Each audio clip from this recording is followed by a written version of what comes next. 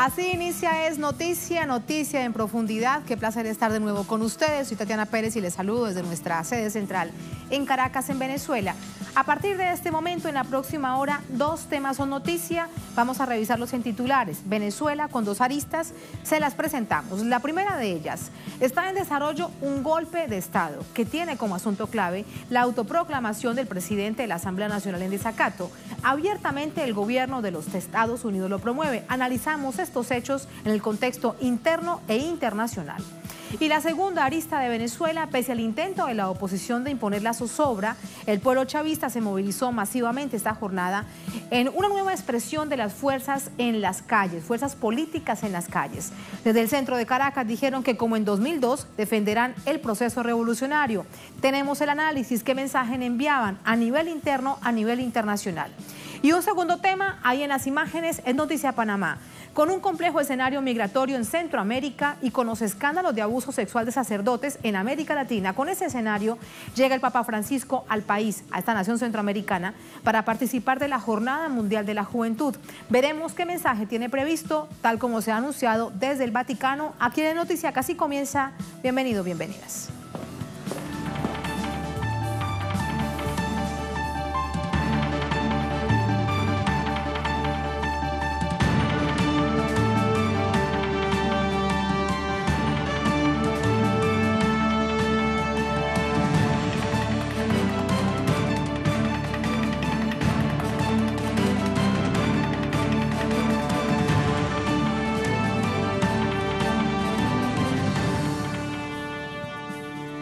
Es noticia Venezuela con varias aristas para desarrollar como planteábamos en titulares. Comenzamos con el recorrido con esa masiva movilización que desde horas de la mañana tomó las calles de Caracas, la capital de Venezuela, para expresar su respaldo al segundo mandato del presidente Maduro. Desde varios puntos de Caracas, el pueblo chavista abogó por la paz y la defensa de la soberanía en respuesta a los planes injerencistas desde Washington. Detalles en el siguiente informe. En el marco de la conmemoración de los 61 años de la caída del dictador Marcos Pérez Jiménez, evento significativo en la historia contemporánea de Venezuela, el pueblo chavista se movilizó este miércoles de manera contundente en apoyo al gobierno legítimo de Nicolás Maduro. La marcha tuvo como finalidad defender la soberanía en el país ante los ataques desestabilizadores impulsados por grupos de la derecha nacional e internacional. De esta patria bonita, de estas calles de Caracas, la juventud revolucionaria le dice al pueblo entero, le dice al mundo entero que estamos decididos a ser libres. Nuestro camino es la paz. Nosotros estamos en la calle protegiendo un ideal, un sueño, pero también algo concreto, que es la organización popular en la calle, construyendo la patria. El presidente de la Asamblea Nacional Constituyente de Venezuela, Diosdado Cabello, encabezó la multitudinaria marcha del pueblo, donde advirtió sobre los planes golpistas de un sector de la oposición y convocó a una vigilia permanente en el Palacio de Miraflores para defender la institucionalidad y la soberanía del país. Nosotros creemos en un futuro de paz. Yo les voy a decir algo, queridos hermanos y hermanas, y lo propongo aquí formalmente ante esta enorme concentración en la Plaza Oliari, que a partir de esta noche nos instalemos en vigilia frente al Palacio de Miraflores, así como lo hicimos aquel 11 de abril, y que cuando ellos quieran, nosotros queremos. Cuando ellos quieran, nosotros queremos. Doy instrucciones al Partido Socialista Unido de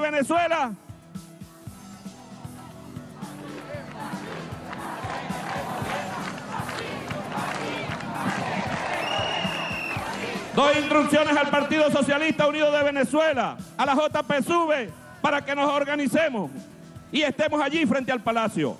Cabello recalcó que si la oposición llegara al poder, entregaría los recursos naturales de Venezuela a las transnacionales extranjeras, privatizaría la Gran Misión Vivienda y el sistema estatal de pensiones, por lo que instó a toda la militancia y pueblo organizado a resguardar el mandato constitucional del presidente Nicolás Maduro y garantizar la revolución bolivariana. ¿Cómo finaliza esta jornada? ¿Qué pasa en las calles de Caracas? De inmediato nos conectamos con nuestro corresponsal en la capital sudamericana, Luis Tavera. Luis, te vemos desde la emblemática Plaza Bolívar de Caracas. Ha finalizado la jornada, desde temprano has estado en las calles, entonces te pregunto primero por ese balance y algo también importante que se ha registrado, producto de la movilización del pueblo chavista, las reacciones que habían de cara al autoproclamado presidente ilegítimo de Venezuela.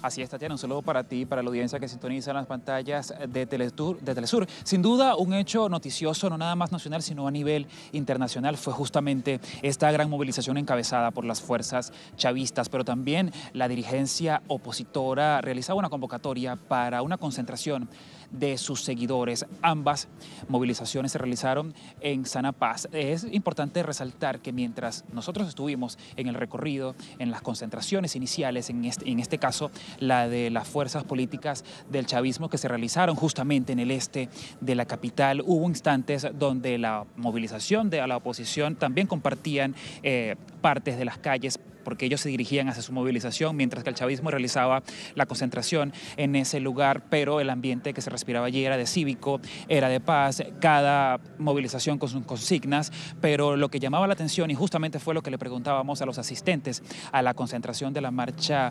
revolucionaria de los simpatizantes del chavismo, y es que ellos llevan un mensaje de paz, no nada más teórico, sino también en la práctica, porque justamente en esa movilización eran lo que ellos, eran las banderas de sus consignas, la paz, la unión nacional, y justamente un dato que ellos más denunciaban eran la intervención, las intenciones injerencistas por parte de algunos gobiernos que insisten en crear planes de desestabilización. Por su parte, la dirigencia opositora también realizaba su evento político lugar, desde donde el presidente de la Asamblea Nacional en desacato, Juan Guaidó, se autoproclamaba presidente en nombre de la Constitución, y esto llamó muchísimo la atención a nivel e indignación, como ellos lo calificaban los simpatizantes del chavismo, porque era un irrespeto a la Constitución de la República Bolivariana de Venezuela, y es justo ese punto que el Tribunal Supremo de Justicia detallaba, el marco constitucional, el por qué esta Asamblea Nacional es declarada en desacato y por qué la dirigencia parlamentaria de esta Asamblea Nacional no puede realizar ninguna aprobación de ley y mucho menos basarse en artículos, porque su praxis parlamentaria, su praxis de diputados no tiene una directiva legal. Pero vamos a resumirte todos más datos en la siguiente nota. Aprovechándose de la fecha histórica 23 de enero, la oposición llamó a sus seguidores a concentrarse en varios puntos de Caracas para desconocer el gobierno legítimo de Nicolás Maduro. El diputado Juan Guaidó, designado el pasado 5 de enero como presidente de la Asamblea Nacional en desacato, llegó a uno de estos puntos para autojuramentarse como presidente encargado de Venezuela y asumir las competencias del Ejecutivo Nacional. Levantemos la mano derecha.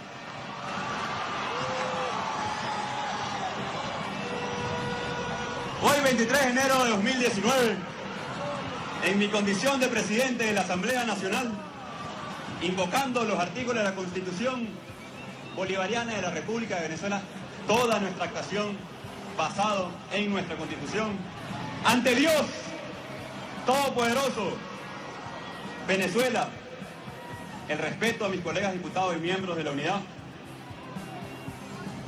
juro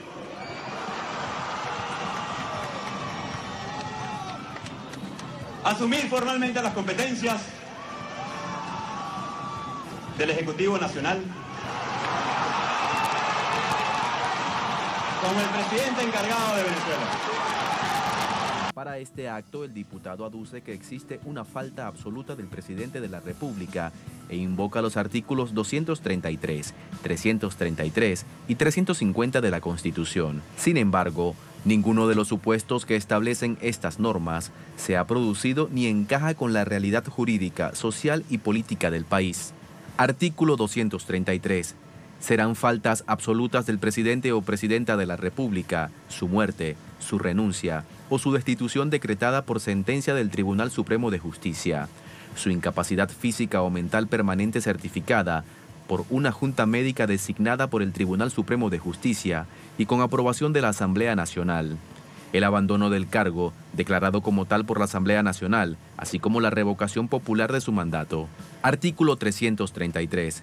Se refiere exclusivamente al supuesto en el que la Constitución deje de aplicarse o sea derogada, supuestos que no han ocurrido, ya que la misma está en plena vigencia. Artículo 333. Esta Constitución no perderá su vigencia si dejare de observarse por acto de fuerza o porque fuere derogada por cualquier otro medio distinto al previsto en ella. En tal eventualidad, todo ciudadano investido o ciudadana investida o no de autoridad tendrá el deber de colaborar en el restablecimiento de su efectiva vigencia. El artículo 350, por su parte, puede ser ejercido por el pueblo cuando se han vulnerado el sistema democrático o los derechos humanos, aspectos plenamente respetados y reconocidos por el gobierno y sus instituciones. Artículo 350. El pueblo de Venezuela, fiel a su tradición republicana, a su lucha por la independencia, la paz y la libertad, desconocerá cualquier régimen, legislación o autoridad que contravíe los valores, principios y garantías democráticos o menoscabe los derechos humanos. Previo a la autojuramentación del opositor Juan Guaidó, el Tribunal Supremo de Justicia declaró inconstitucional todos los actos dictados por la Asamblea Nacional en desacato y por asumir competencias que no le corresponden. Que la Asamblea Nacional violenta expresamente el artículo 236, numerales 4 y 15 constitucionales, al pretender usurpar la competencia del presidente de la República en cuanto a dirigir las relaciones exteriores del Estado y celebrar y ratificar los tratados, convenios o acuerdos internacionales, así como su atribución exclusiva de designar los jefes y jefas de las misiones diplomáticas. Asimismo, exhortó al Ministerio Público para que establezca las responsabilidades pertinentes. Se exhorta al Ministerio Público, ante la objetiva materialización de conductas constitutivas de tipo delictivos contemplados en la Constitución y en la ley, para que de manera inmediata proceda a determinar las responsabilidades a que hubiera lugar de los integrantes de la Asamblea Nacional de conformidad con los textos sustantivos y procesales correspondientes. El pasado lunes, el máximo tribunal del país señaló como nulos, de toda nulidad, los actos de la Asamblea Nacional en desacato, incluyendo la elección de la Junta Directiva del 5 de enero, en el cual se designó al diputado Juan Guaidó como presidente de la misma. 5 segundos.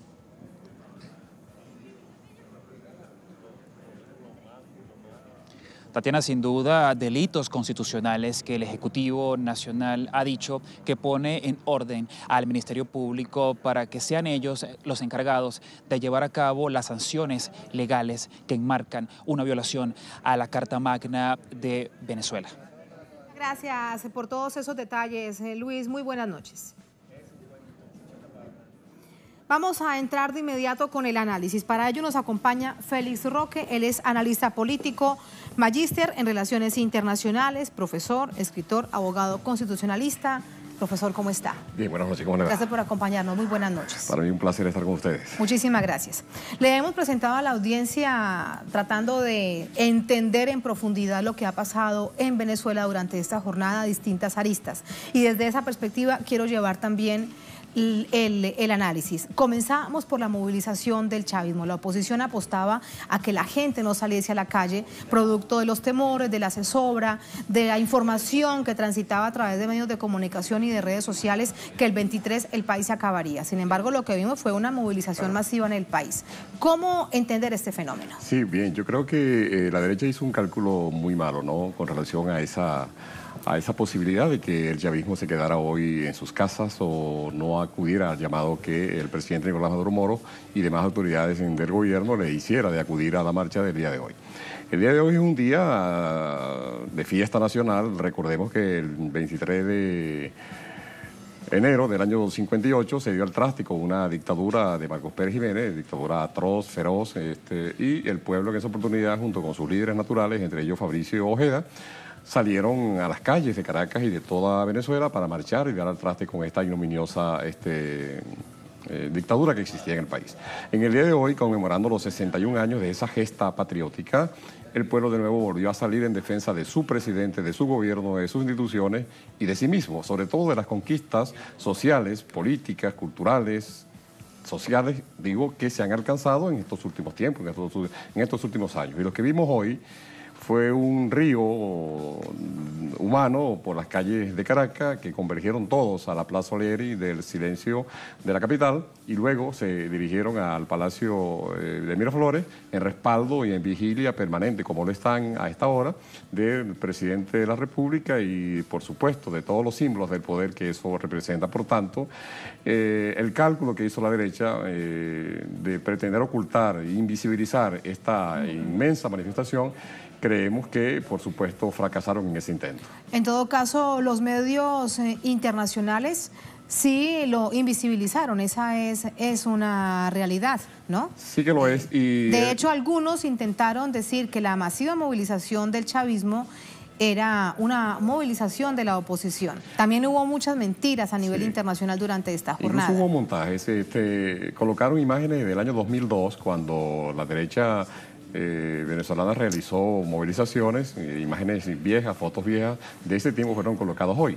E incluso algún canal privado se dio a la tarea de colocar la inmensa manifestación chavista como que estaba en respaldo o en apoyo a la derecha que también tenía su movilización hacia el este de la República. Sin embargo, fue innegable de cómo desde la bandera, de cómo desde la Plaza Brión, de cómo desde el oeste, es decir, Katia, ríos de chavistas, de venezolanos, de patriotas, de gente humilde, de gente pobre, de gente necesitada, de gente clase media, marchó incesantemente para acudir al llamado que se les hizo y en las conversaciones que tuvimos con ellos, en las declaraciones que incluso se permitieron dar a los medios de comunicación que cubrieron esa marcha, pudimos escuchar expresiones muy claras, muy evidentes, muy humanas, de por qué se estaba en esa marcha. Y se estaba en esa marcha por convicción, que es lo que no quieren reconocer, que en los últimos 10, 15, 20 años el pueblo de Venezuela se ha ido llenando de convicciones democráticas verdaderas, protagónicas, participativas, de convicciones incluso revolucionarias, de convicciones de conciencia, de defensa de los derechos humanos. Y tienen un gobierno que, como nunca antes, reparte las riquezas en ellos mismos. Mire, busque usted en el planeta Tierra un gobierno que haya construido más de 2.500.000 viviendas y la haya distribuido entre la población venezolana. Busque usted en un gobierno en el planeta que haya repartido y que esté repartiendo cajas de alimento ante el cerco internacional que se tiene contra el país mensualmente, ya para cubrir cerca de 7.5 millones de venezolanas y venezolanos que reciben a precio muy módico esta caja de alimentos que contiene productos, por supuesto, de primera necesidad y de buena calidad. Búsquelo y no lo va a encontrar. Por tanto, las pretensiones de los Estados Unidos y de sus aliados, en este caso el Grupo de Lima, para nombrar ese grupo en América Latina, de pretender cercar a Venezuela, de pretender aislar a Venezuela, hoy volvieron a tener tremendo fracaso. Ya hemos visto, y quizás desarrollemos el tema, en las redes cómo países grandes, potencias del planeta, han ya expresado su respaldo, su reconocimiento al gobierno del presidente Nicolás Maduro Moros.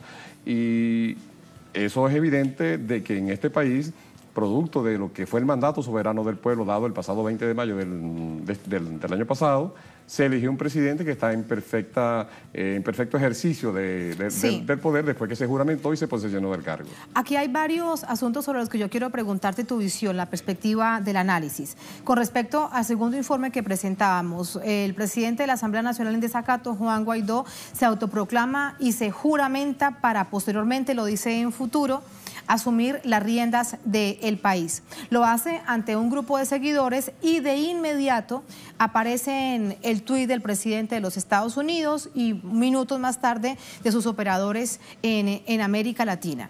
La legalidad que pretenden, digamos, asentar con respecto a un hecho que no lo tiene en Venezuela, porque la Constitución evidentemente lo dice, pero a nivel internacional sí. Así que te quiero preguntar con respecto a eso, en lo peligroso del acto.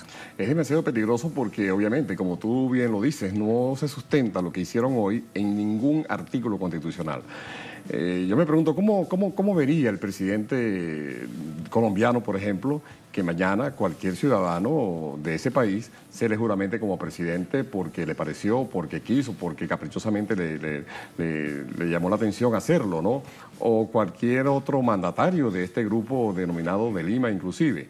Es decir, que desconocer el ordenamiento jurídico de cualquier país interno es una violación flagrante de la institucionalidad de ese país respectivo. En Venezuela hay un gobierno legítimo, constituido, juramentado, posesionado. En Venezuela hay instituciones. Mire, nada más hoy vimos al Tribunal Supremo de Justicia dictando una sentencia mediante la cual se declaraba la nulidad total, absoluta, por espuria, por inexistente, de los actos asumidos por la Junta Directiva de la en desacato Asamblea Nacional. Por tanto, el acto que realizó el señor Juan Guaidó en el este de la República en el día de hoy frente a un grupo de seguidores, por supuesto que carece de la total y absoluta legitimidad. Y si este problema fuera jurídico, sería muy simple decir que lo que hicieron, nada de ello está contenido en la Constitución. Pero este asunto, más que jurídico y más que político, es un asunto geopolítico. Y así creo que es como hay que entenderlo, por la importancia vital que tiene Venezuela como país estratégico desde el punto de vista energético y desde el punto de vista incluso político. Venezuela tiene desde hace 20 años, Tatiana, un sistema de gobierno de nuevo tipo. Un sistema de gobierno que encabeza y que procesa y que desarrolla un nuevo modelo de desarrollo político y social fundado en el socialismo del siglo XXI, fundado en el bolivarianismo, en el chavismo, obviamente, por supuesto, ahora que recibe el legado del comandante Hugo Chávez Frías, lamentablemente desaparecido, pero cuyo legado está allí, y es la herencia de la militancia chavista, es la herencia del comandante presidente Nicolás Maduro Moro, es la herencia de todo un pueblo. Por lo tanto, geopolíticamente hablando, no interesa a los Estados Unidos, y eso no es desde ahora, eso es desde siempre. Lo que pasa es que ahora las cartas se han volteado y es público el llamado al golpe de Estado que se hace por parte del gobierno de los Estados Unidos. Allí vamos a detenernos, tenemos un informe que precisamente plantea este hecho. La reacción del presidente Nicolás Maduro es de romper relaciones diplomáticas y políticas con el gobierno de los Estados Unidos. Vamos a ver estos hechos, cómo se fueron dando durante la jornada. Desde el Palacio de Miraflores, el jefe de Estado venezolano afirmó que la administración de Donald Trump dirige una operación golpista en Venezuela para imponer un gobierno títere que se subordine a sus intereses. Es una gravísima irresponsabilidad, es una gravísima insensatez de la política extremista del gobierno de Donald Trump contra Venezuela, tratar de dividir Venezuela, tratar de destruir sus instituciones democráticas, tratar de imponer un gobierno por vías extraconstitucionales. No lo podemos aceptar. Tras el anuncio del rompimiento de las relaciones diplomáticas y políticas con Estados Unidos, hechas por el mandatario, el personal de la embajada norteamericana tiene 72 horas para abandonar el país. He decidido romper relaciones diplomáticas y políticas con el gobierno imperialista de los Estados Unidos. ¡Fuera! ¡Se van de Venezuela! ¡Basta de intervencionismo! ¡Aquí hay dignidad, carajo! ¡Aquí hay pueblo dispuesto a defender esta tierra! Además, Nicolás Maduro llamó al pueblo venezolano a mantenerse movilizado en defensa de la paz ante la amenaza de golpe de Estado. Los anuncios se dieron luego que el presidente de la Asamblea Nacional en desacato, Juan Guaidó, se autoproclamara de forma ilegal presidente encargado del país y el gobierno estadounidense lo respaldara. En un mensaje en Twitter, Donald Trump dijo que reconoce a Guaidó como presidente legítimo interino del país suramericano. El secretario general de la Organización de Estados Americanos, Luis Almagro, hizo lo propio al señalar que Guaidó tiene todo el reconocimiento del organismo. La víspera, el vicepresidente estadounidense Mike Pence garantizó el apoyo incondicional de su país a quienes se manifestaran contra el gobierno de Maduro. En respuesta, el general en jefe de la Fuerza Armada Nacional Bolivariana, Vladimir Padrino, aseguró que el cuerpo castrense no aceptará a un presidente impuesto a la sombra de oscuros intereses, ni autoproclamado al margen de la ley. 'Añadió que la Fuerza Armada Nacional Bolivariana defenderá la Constitución Nacional. En paralelo, diversas naciones ratificaron su posición de apoyo al gobierno revolucionario. La Cancillería de México indicó que el país no prevé cambios en su política de no intervención sobre Venezuela y reconoce a Maduro como presidente legítimo. En tanto, el mandatario boliviano Evo Morales expresó su solidaridad con el pueblo venezolano y su homólogo, en momentos en que las garras del imperialismo buscan herir la democracia suramericana. El gobierno de Rusia también anunció que no revocará su reconocimiento al gobierno de Maduro, al igual que representantes diplomáticos de Cuba, Trinidad y Tobago, República Dominicana y el Reino Unido. Y a esta hora de la noche hay más reacciones a nivel internacional en favor del gobierno del presidente Nicolás Maduro, del pueblo que ha salido a movilizarse esta jornada exigiendo el respeto a las decisiones del modelo de país que se ha planteado desde hace 20 años. Hay comunicados de movimientos sociales de distintas partes del mundo. No los centremos ya aquí en Noticias, sino en el servicio informativo de nuestra casa, de Telesur. Félix, vamos a centrarnos en la política internacional. Rompe relaciones, definitivamente, lo dice el presidente Maduro, diplomáticas y políticas con el gobierno de los Estados Unidos. Déjame preguntarte los efectos en el marco de lo que significa un golpe de Estado que está en proceso en contra de Venezuela. Sí, evidentemente que la decisión que tomó el presidente Nicolás Maduro esta tarde desde el Palacio del Pueblo en Miraflores tiene su lógica y no podía ser de otra manera. Frente a la actitud norteamericana en cabeza de su presidente y antes había sido de su vicepresidente, es decir, un evidente actus bellis, como se llama en el derecho internacional, lo que se imponía era romper relaciones diplomáticas con ellos. Los efectos, pues evidentemente ya comienzan a verse. El presidente incluso firmó un memorándum mediante el cual da unos 72 horas al personal norteamericano diplomático para que abandone el país, y tienen que hacerlo, porque son los efectos de las convenciones internacionales con relación a cuando se rompen relaciones con otro Estado. Los diplomáticos acreditados en la representación o legación diplomática deben proceder a abandonar el país respectivo por cuanto están siendo considerados, por supuesto, no gratos en el país receptor. Por supuesto que esto quizás en los próximos días, en las próximas horas, comiencen a verse algunos otros tipos de pronunciamientos. Ya inclusive creo que leímos uno por allí en donde las compras de crudo de petróleo venezolano, sabemos que se vende un porcentaje importante a los Estados Unidos, aparentemente tendrán consecuencias. Eso no creo que en todo caso preocupe mucho al gobierno venezolano, toda vez que la pluralidad de mercados que se esmeró mucho el presidente Chávez en construir, hoy por hoy es una realidad y nuestro crudo se vende a diversas partes del planeta. Esto me lleva a preguntarte algo más. El golpe de Estado está avanzando, se ha denunciado por parte del gobierno de Venezuela. No es necesario mirar demasiadas fichas para entender qué es exactamente, se hace todo este análisis macro, qué es exactamente lo que viene sucediendo. El asunto es cómo se va a materializar. Me has hablado de una pista, entonces van a aumentar tal vez el nivel de bloqueos y ahora sería bloqueando la venta de crudo de petróleo, porque eso es importante. ¿Cómo crees que se materialice este hecho? Se puede materializar de diversas maneras, inclusive bien profundizando las acciones diplomáticas injerencistas que hasta ahora han venido teniendo desde hace los últimos 2, 3, 4 años.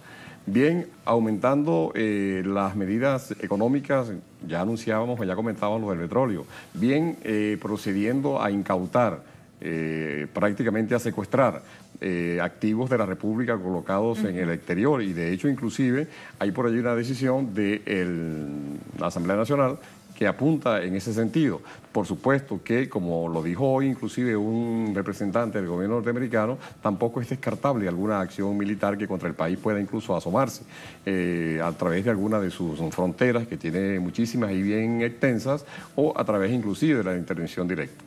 De suerte tal que es el abanico de los efectos puede ser, por supuesto, muchas las acciones que puedan tomar. En este abanico, cuando se habla de golpe de Estado, a nivel interno necesariamente se requiere la política y las fuerzas militares. En la política hemos visto, primero quiero preguntarte, una oposición fracturada, pero en este momento, ¿cuál es tu visión con respecto a esa oposición? Ahora con esos nuevos rostros, este muchacho, por ejemplo, que era un perfecto desconocido en la política y resulta que se autoproclama presidente de Venezuela. Creo que hay que verlo en el aspecto multifactorial. En lo interno, la derecha venezolana fracturada, militarizada inclusive, no cuenta hoy con un liderazgo sostenible que pueda decirse que representan en todo caso un factor de poder. Lo vimos incluso hoy. Hoy la manifestación, si usted la mira en términos cuantitativos, puede ver cómo el chavismo se movilizó de manera gigantesca y por cientos de miles. No fue el caso de la derecha. Por otra parte, el factor militar, como usted bien lo señala.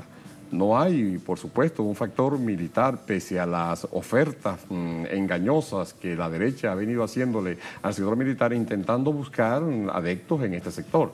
Hoy en la tarde el CEOFAN ya se pronunció en el sentido de defender la soberanía del país, en reconocer al presidente legítimo Nicolás Maduro Moro. Y en el tuit que vimos del ministro de la Defensa, Vladimir Padrino Le pregunto, López, de hecho, la producción, si lo tenemos a la mano, sí, para presentarlo de nuevo, es importante revisarlo. Mañana, de hecho, han anunciado que se van a pronunciar a través de una rueda de prensa, a través de una declaración inicialmente, y es importante verlo, claro, de manera detallada, porque es lo que tal vez muchos estaban esperando. Vamos a revisarlo. Ahí está. Lo dice el ministro de la Defensa de Venezuela. El desespero y la intolerancia atentan contra la paz de la nación. Los soldados de la patria no aceptamos a un presidente impuesto a la sombra de oscuros intereses ni autoproclamado al margen de la ley. La FAM, la Fuerza Armada Nacional Bolivariana, defiende nuestra Constitución, es garante de la soberanía nacional. El mensaje, particularmente, no sé qué piensas tú, pero es para la Casa Blanca. Es para la Casa Blanca y es también para lo interno del país. Cuando se dice que la FARC no aceptará un presidente impuesto, ¿impuesto por quién? Bueno, impuesto por los Estados Unidos, impuesto por el imperio norteamericano, porque hay que decirlo, el guión que hoy vimos desarrollado estaba escrito y ya se había vedado, ya se había anunciado en los días anteriores de cómo el señor Guaidó se juramentaría, de cómo de inmediato habría un reconocimiento, de cómo nombraría incluso, creo que ya lo está haciendo, un gabinete de sombra, como lo llaman, y todo eso haciéndolo desde la oscurantina, desde la embajada presuntamente de Colombia. Es decir, que en lo interno no existe la manera de cómo ese golpe de Estado que hoy pretendieron desarrollar se patentice. Y en lo externo hemos visto también de cómo ya han llegado los reconocimientos o la ratificación de los reconocimientos al gobierno del presidente Nicolás Maduro Moro por parte de potencias que no están dispuestas a aceptar justamente lo que dice Vladimir Padrino López, que en Venezuela se configure un golpe de Estado que dé al traste con las instituciones que legítimamente el pueblo soberano, mediante elecciones libremente realizadas, se dio. Todo esto lo debe tener totalmente claro la oposición, toda esta movida, toda esta jugada de ajedrez que se ha planteado hoy en este proceso de golpe de Estado. ¿Qué puede salirles entonces a manera, digamos, de provecho? Es importante, ¿qué los puede beneficiar? Sí, es importante eso que tú dices, porque fíjate, en la tarde de hoy corrieron una declaración de uno de los líderes de la derecha venezolana que no coincide con lo que estaban haciendo estos señores en el este de la capital, con la autoproclamación o autojuramentación que hizo el señor Guaidó. Justamente ese líder de la derecha venezolana señalaba que no había un piso físico por parte de la derecha para sostenerse como gobierno. Esto significa que hay una fractura interna incluso entre ellos mismos y líderes naturales de la derecha no se les vio hoy por ninguna parte en esa manifestación. No se les vio hoy acompañando al llamado presidente los referentes interino. No. De la oposición no se vieron hoy. Así es, por tanto yo creo que lo que se realizó hoy, bueno, tuvo ese efecto para hoy. Y no creo que eso pueda sostenerse por mucho tiempo. A nivel internacional, ¿crees que lo que tal vez les generará es más dinero para mantener la desestabilización? Porque más allá que un gobierno como el de Estados Unidos o como el llamado que se va reduciendo Grupo de Lima reconozcan a este autoproclamado gobierno de Guaidó, así sea esto, la verdad es totalmente otra y es que se dan allí, ¿no? Es que eso se va a ir desmoronando por su propio peso. Fíjate, hoy el gobierno, el presidente López Obrador de México, sí, se distanció, pero a millas de el Grupo de Lima y a millas del mismo gobierno de los Estados Unidos, al declarar de manera contundente y muy clara que uno reconocía al gobierno legítimo del presidente Nicolás Maduro y dos, que no se prestaba para la vulneración de la soberanía de un país como Venezuela. Los países del área del Caribe, otro tanto incluso están haciendo, ¿no? Y en el grupo de Europa, que hasta ahora había mantenido una posición con esta señora Pellegrini, contra los intereses venezolanos, hoy acordaron designar una especie de grupo de contacto que no coincide con las posiciones de los halcones y llama a diálogo y haga y el convencimiento. presidente del gobierno de España dice que en este asunto interno de Venezuela no va a interferir. Así es, así es. Vi las declaraciones que hizo hoy el presidente español y... Entonces, en resumidas cuentas, ¿qué crees? ¿Para qué les va a servir si a nivel interno evidentemente no hay ningún piso jurídico ni constitucional a nivel internacional? ¿Cuál será el rédito de todo esto que han hecho hoy? No, creo que la ganancia a esto que hicieron hoy es espurua y se les va a ir diseminando con las horas, con los días por venir.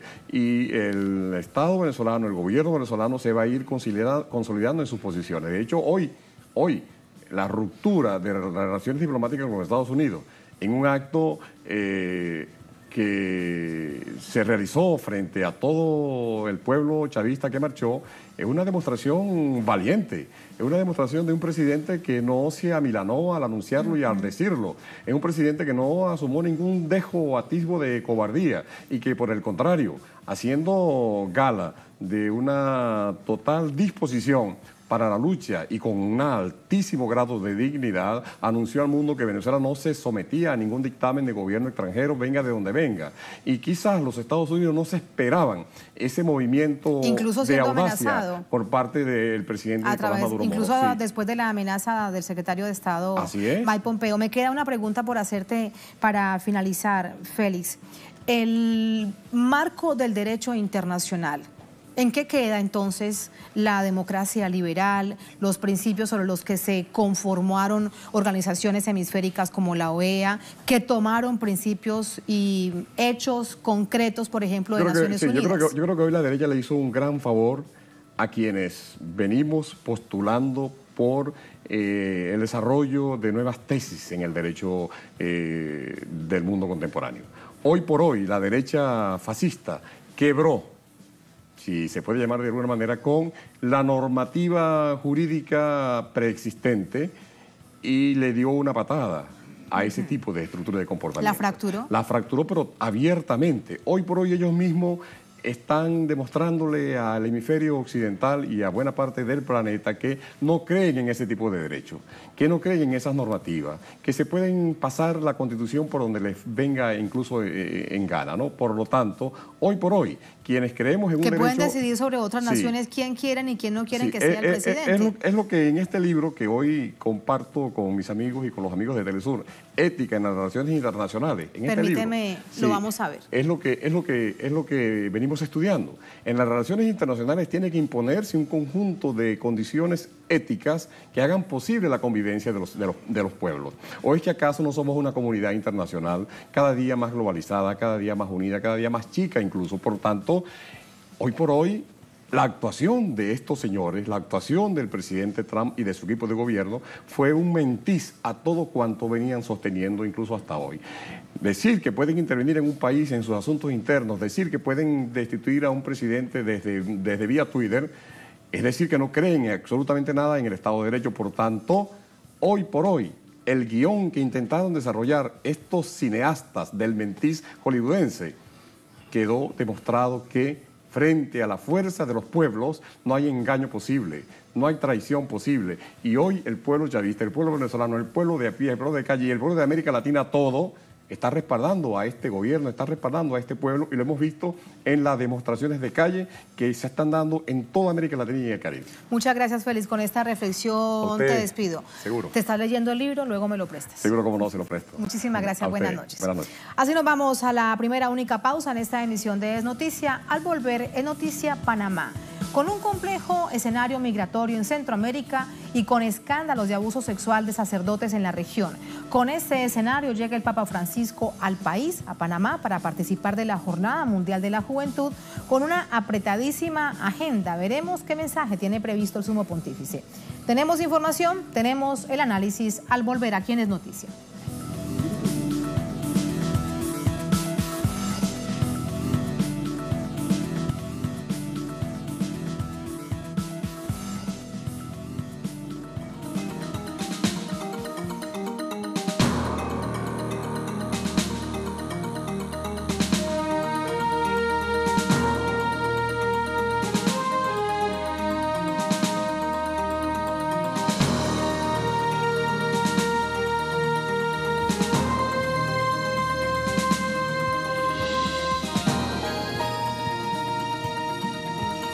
Es noticia Panamá con la visita del Papa Francisco al país para encabezar la Jornada Mundial de la Juventud, un festival que promueve la Iglesia Católica para reunir a miles de jóvenes devotos de todo el mundo. El Papa Francisco cumplirá con una apretada agenda de actividades que pretende afianzar la religión en el territorio en un momento muy complejo para América Latina, particularmente para Centroamérica. Detalles en el siguiente informe. Con honores como jefe de Estado del Vaticano, el Papa Francisco fue recibido este miércoles por el presidente de Panamá, Juan Carlos Varela. El sumo pontífice encabezará el Festival Mundial de la Juventud Católica en el campo Santa María la Antigua, en la cinta costera. Más de 27.000 peregrinos de 150 países esperan por escuchar sus reflexiones. La Jornada Mundial de la Juventud es un evento que se realiza cada 3 años. Su fundador, Juan Pablo II, tuvo la iniciativa de reunir a miles de jóvenes católicos de todo el mundo desde 1975. Previo al encuentro y por primera vez, se realizó una jornada con la juventud indígena, a la que asistieron 40 comunidades originarias de 12 países de América Latina. El Papa Francisco llega a esta nación en un momento de crisis migrante en varias naciones centroamericanas y tras el destape del inédito escándalo de casos de abuso sexual de sacerdotes en Chile. Comunidades religiosas y laicas esperan un pronunciamiento del máximo jerarca de la Iglesia Católica.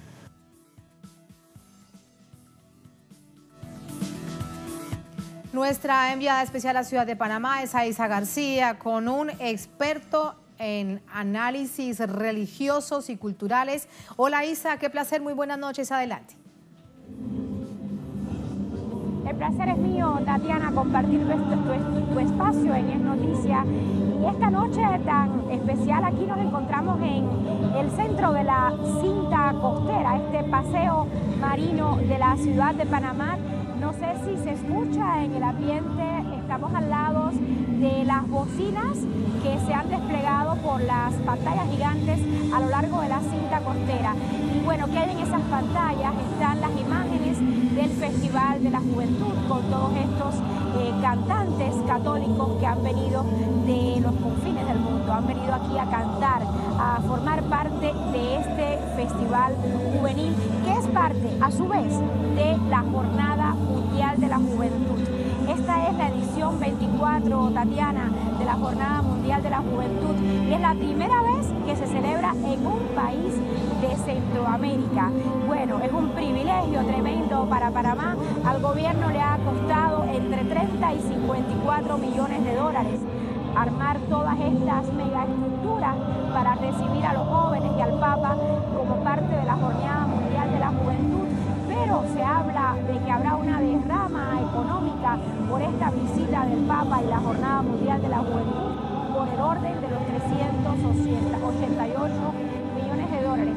Extraoficialmente se habla de 700 millones de dólares, Tatiana.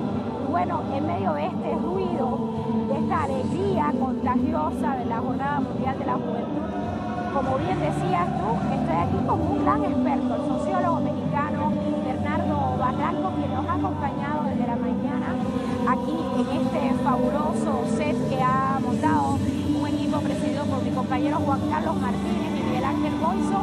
Y bueno, vamos con el análisis con el doctor Barranco de inmediato. Yo quisiera empezar este análisis con Tatiana preguntándole a usted, ¿quién es el Papa? ¿Quién es Jorge Mario Bergoglio? El Papa Francisco es un hombre ya grande. Nació en 1936, tiene 82 años. Jesuita, el primer jesuita papa y argentino también. Es un papa cuya formación está fundamentalmente en la teología y en la filosofía. Un papa jesuita. Jesuita formado en Alemania, sólido. Y en América Latina es representante de la teología popular, es decir, una especie de teología de la liberación, prima hermana de la teología de la liberación, en una dimensión, digamos, de no caracterización a las clases sociales, sino la caracterización del pueblo, el pueblo como una categoría filosófica, cultural y de identidad. Llega como papa en un contexto de una gran crisis de la Iglesia, que es luchas internas, crisis financieras, crisis de pederastia y un papa deprimido, como fue el Papa Benedicto XVI, que renuncia, ya no podía más. Y el Papa tiene un mandato, el nuevo Papa Francisco. Primero, el nombre que elige, Francisco, es un sentido social profundo de opción por los pobres. Es el primero que se llama Francisco. Es el primero que se llama Francisco. Y luego el tema de ya no absolutizar una agenda moral de la Iglesia, que era una especie de callejón sin salida sobre temas de condón, de sexualidad, contra los homosexuales, contra las parejas. El Papa no lo niega, pero no lo absolutiza esa agenda. Y abre más una agenda que se había olvidado, una agenda social. La opción por los pobres, la opción por la justicia social, los derechos humanos. Y entonces un Papa que empieza a equilibrar y acentúa más la dimensión pastoral, seguir a Jesús. Y tiene un extraordinario texto que es la alegría del Evangelio. Un Papa también que es un Papa ecologista, Laudato Si, es un llamado a decir... Le importa muchísimo el tema del calentamiento global. Claro, le preocupa. Y no es un problema solamente, es un problema del modelo económico que estamos viviendo. Una gran tesis que él dice es, con este estilo de vida, de consumo, no hay planeta que nos aguante. Entonces, el problema no solamente es el medio ambiente, sino tenemos que cambiar la forma en cómo vivimos. Un Papa muy interesante y que ha creado mucho ruido al interior. Al interior de la Iglesia hay corrientes muy fuertes que se quieren oponer. La curia está contra de él, hay sectores importantes, no la tiene fácil y, como habíamos dicho, este año 2018 que terminó, le explota el tema de la pederastia. Y es algo que él quiere tomar y tomar acciones en serio. ¿Por qué? Porque ha hablado mucho, buenas intenciones y ha pedido muchos perdones, etcétera. Pero la gente lo que le pide a Francisco ya no son bonitas palabras, le pide acciones concretas. De hecho, el encubrimiento a estos curas pederastas ha hecho que una gran parte de la feligresía se aleje de la Iglesia Católica y es parte de los propósitos que tiene el Papa Francisco con Jornadas Mundiales de la Juventud, con eventos como este, captar más jóvenes. Antes de ir a ese tema, a mí me gustaría que habláramos de lo que dijo el Papa en el viaje de Roma hasta Ciudad Panamá. A 37.000 pies, habló de un tema candente, candente para los centroamericanos, para todos los latinoamericanos, es el tema del muro que quiera levantar el presidente Donald Trump a lo largo de la frontera de México con Estados Unidos. Y bueno, justamente él ya había hablado sobre el muro, había dicho que el muro no era cristiano. Él ha sido bastante directo contra Donald Trump. ¿Usted qué opina de lo que dijo hoy? Cuéntenos un poquito, doctor. Bueno, yo creo que hay que entender, no es nuevo lo que dice, su postura es, el primer viaje que hace es a la isla de Lampedusa, al Mediterráneo, donde es un paso de la migración africana, que muy, muy doloroso porque hay cientos de muertos ahogados. Lo primero que hace es, y no podemos olvidar, que Francisco es hijo de migrantes. Lleva la migración en la sangre. Sus padres fueron italianos y en la crisis van a Argentina. O sea, es un tema que incluso, digamos, genéticamente es muy sensible. Y siempre se ha opuesto, y esto le ha traído muchos problemas en Europa, que hay una cerrazón como en Estados Unidos. Y es un tema que ha estado permanentemente insistiendo sobre el tema de la migración. Cuando fue a México en 2016, en el avión, donde hay conferencias, es más libre, le preguntaron sobre Donald Trump y que la pretensión es de armar, era candidato Donald Trump, y el levantar. Entonces lo que plantea es, los cristianos debemos construir puentes, no muros. Por lo tanto, el muro que pretende construir Donald Trump no es cristiano. En el fondo, si el muro no es cristiano, Donald Trump tampoco es cristiano. Claro. Y bueno, esto ha creado una postura de distanciamiento y hoy en el avión vuelve al tema de otra manera y dice que es el miedo que nos vuelve locos a todos. Es decir, el muro... Una frase que quedará para la historia. Es una expresión de miedo el muro y los muros nos vuelven locos a todos. Y retoma al secretario general de Naciones Unidas, Antonio Manuel Guterres, en donde en el Observatorio Romano declara o plantea que hoy por hoy el miedo es el mejor marketing, es el mejor rating, es lo que genera simpatías y votos. Es una forma es el lobo que enloquecida de hacer política, y contra eso está el Papa Francisco. Sí, muy interesante que volvió a hablar del miedo y dijo que el miedo, como usted decía, el miedo nos vuelve locos. Una frase para memorizar, para guardar en la memoria. Hay un tema, habló también de que va a visitar Japón en noviembre, de que va a ir a Irak, le interesa mucho. Habló del sodalicio de vida cristiana. Y bueno, también habló del obispo Juan Barros en Chile, este obispo que es cómplice de Caradima. Coméntenos de eso, doctor Barranco, por favor. Bueno, en la mañana hablamos de Juan Barros, obispo de Osorno, cuando hablamos del desastre que fue la visita del Papa Francisco a Chile. Al Papa Francisco desde Roma le habían cuestionado los chilenos sobre el comportamiento de Juan Barros. Y en Roma dijo que mientras no tuviera pruebas, él no podía actuar contra un obispo. Estando la visita en Chile, candente, en una entrevista banquetera le dicen nuevamente Juan Barros. ¿Por qué le acompaña Juan Barros? Porque él pidió perdón al gobierno sobre los abusos sexuales de la iglesia. Pero inmediatamente después, en el parque de O'Higgins, en una misa, está Juan Barros, y Juan Barros se le pega al Papa en todos los eventos. Una periodista le pregunta en el aeropuerto, ¿por qué está Juan Barros? El Papa se enoja y le dice, no hay pruebas, y mientras no hay pruebas yo no voy a hacer nada. Después la opinión pública lo cuestiona, el Papa manda a hacer una investigación con Chicluna, que es un gran analista, canonista, y le dice al Papa después de 3 meses, lo han engañado, Santo Padre. Hay efectivamente una red de complicidad del episcopado, y ahí el Papa cambia totalmente. Juan Barros fue cómplice de Caradima. Caradima es una especie de Marcial Maciel, monstruo mexicano, cura de los legionarios de Cristo en Chile, a las clases altas. Entonces queda zanjado. El movimiento de sodalicio es diferente. Es un movimiento de la clase alta peruana, con una doble moral, muy santos, muy correctos, muy propios, y después se descubre una red de abusos sexuales, de autoritarismos, de vejaciones, que están siendo escándalo en el Perú y en el mundo entero.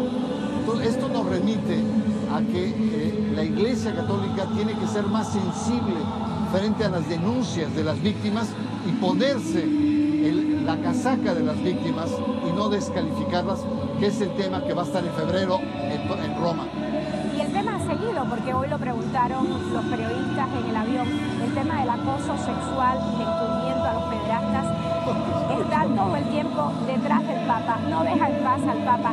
Y bueno, nos queda poco tiempo, pero me gustaría hablar de lo que está pasando en Colombia. El Papa se ve preocupado, se muestra preocupado por Colombia. Hace unos días hizo una oración por la paz en Colombia. De hecho, en 2016 él apostó a la paz, por la paz en Colombia. ¿Usted qué opina? ¿Está el Papa preocupado por la paz en Colombia? El Papa lleva a la práctica esta teoría de los puentes, el cristiano y los puentes, ¿no? En La Habana anunció que iba a tener una actitud de mediación en Colombia por la paz, de mediación entre Chile y Argentina por el diferendo sobre acceso al mar y sobre todo también el tema de la relación entre La Habana y Washington, que permite, digamos, este acercamiento entre Obama y el hermano de Fidel Castro, que fue muy importante. En Colombia le apuesta el Papa por el diálogo por la paz. Hay una consulta en donde los sectores conservadores por muy poquito ganan y rechazan el diálogo. No obstante, el Papa va a Colombia y toda su prédica es en torno a la paz. Habla con las víctimas, habla con los diferentes actores, víctimas de ambas partes, y convence a la sociedad de que el camino es llegar a la conciliación, al perdón y a la paz. Santos había comprado y se había comprometido con esto, pero el nuevo gobierno de Duque se maneja de manera muy ambigua frente al tema de la paz. Dice que va a dar continuidad, pero en la práctica no lo hace. Juega sucio políticamente. Y bueno, los últimos eventos que han polarizado el tema en Colombia, evidentemente el Papa ha acusado recibo, pero él sigue insistiendo que el camino tiene que ser por la paz. Entonces, esta oración que hizo en Roma, que pidió por Colombia, no es más que reiterarle a los latinoamericanos y a los colombianos que es el único camino posible de una reconciliación histórica en un país que no se deja, sobre todo las élites, no se dejan el tema de la paz y la reconciliación. La reconciliación muy importante para este Papa, para el Papa Francisco desde 2013, que fue electo obispo de Roma hasta la fecha. Bueno, se nos quedaron muchos temas en el tintero, doctor Barranco, otra vez, pero tenemos que regresar los micrófonos hasta Tatiana, que está en su programa de todos los días de edición central. Tatiana, yo solo quiero terminar recordando la agenda del Papa mañana. Va a ser recibido por el presidente Juan Carlos Varela, tener una reunión con el cuerpo diplomático, también va a reunirse con obispos centroamericanos, se espera que sean 70 obispos centroamericanos. Y bueno, aquí mismo donde estamos, en la cinta costera, un poquitito más para allá, en lo que se conoce como el Campo Santa María la Antigua, el Papa va a dar la bienvenida a los jóvenes y va a dar por iniciada esta Jornada Mundial de la Juventud, que es a lo que ha venido a hacer aquí a Panamá. Esa es la agenda para mañana. Mientras tanto, en la Nunciatura, donde el Papa va a pernoctar esta noche, hay varios cientos de fieles que están coreando todo el tiempo consigna. Hay un grupo que dice: Francisco, nos vamos, te despertamos mañana. Y hay otro grupo que le dice: no se rindan, no se rindan. Y ese es el ambiente y ese es el espíritu de alegrías, de cantos alrededor de la Nunciatura, que se encuentra en lo que era la base aérea de Estados Unidos, la base aérea de Clayton, aquí en Panamá, un poquito alejado de la ciudad y muy cerca del canal interoceánico, Tatiana. Así que bueno, regresamos contigo y gracias por este espacio. Gracias, Aiza, gracias a ti, gracias al doctor Barranco. Te decía que no me traiciones, no me voy a poner celosa porque dijiste la edición central con Rey Gómez, pero no importa, te queremos muchísimo, muchas gracias, Aiza. Y un abrazo inmenso, mañana estaremos muy atentos. Mañana estaremos muy atentos a este análisis porque tiene mucho que ver con religión, pero tiene mucho que ver con política. Gracias, Aiza, buenas noches. Buenas noches para ti también. Muy buenas noches. Gracias a todos ustedes por habernos acompañado. Ponemos punto final a esta emisión de Noticia durante esta jornada. Otro hecho fue noticia. Muy pendientes de lo que sucede en México, una tragedia sobre la que el gobierno intenta dar ideas para que no se vuelva a repetir. Con eso lo dejamos. Hasta mañana.